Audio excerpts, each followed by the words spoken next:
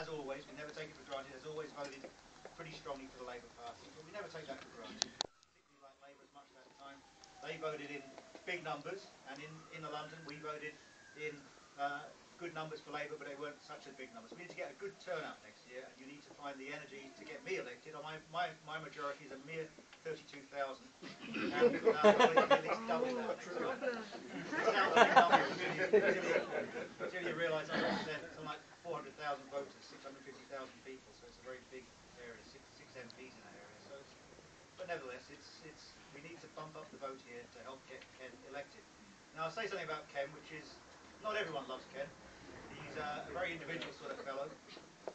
In fact, if you read his biography, the one reference he gives to me is that I'm the one member of the London Assembly who, when I was first elected in the year 2000, refused to shake his hand because he'd beaten our Labour candidate, Frank Dobson. And so I make no apology for that. I'm a tribal Labour man, and I backed our Labour candidate.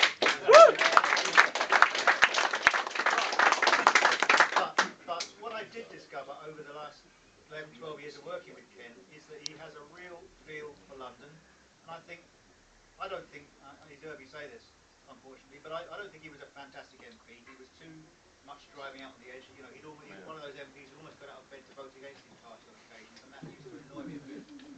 As a mayor in London, he's got a real feel and a real passion for our city, and I think he was wasted in Parliament. I think he's been a good mayor for our city. We need to make sure, me and Robin talk about this quite a bit, that we keep him on his toes, that we keep him not getting too carried away with things, and we've got some confidence we can do that. But we want to get Ken elected next year. We want to get him elected for two reasons. One, because Labour is better for London than the Conservatives. The other is because we were beaten last year, and we need to rebuild our support of the party to win back a Labour government for this country, which is what we desperately need. We want this Tory government, this Tory Liberal coalition government, to be a one-term government. So we want, in 2015 at the latest, but preferably before that, for them to be kicked out and for us to get Labour back into power. And the election next year is a stepping stone towards that. And we shouldn't underestimate the challenge. Boris Johnson is a very, very charming man. He's always above politics. Well, okay, I'll turn that round. Okay, I loathe and detest Boris Johnson. My job day to day is to try to persuade people that he is quite the fraud that he is. I mean, he talks in a very silky way, but his politics are basically right-wing Tory politics. And he's simply using London, if he can, as a stepping stone to other things. So he's not really ambitious. It's too long. Only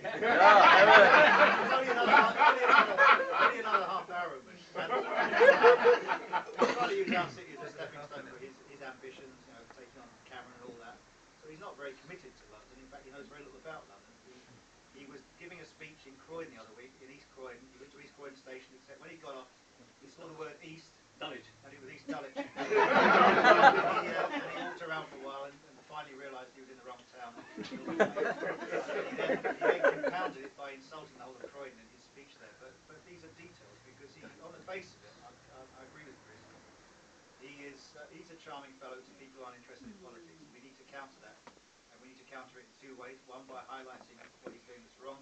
The other is by getting people, when they vote next year, to hate Tories more than they may feel soft about Boris Johnson. So we need to work on that very hard. And the secret weapon is you and your energy and your work and support in East London.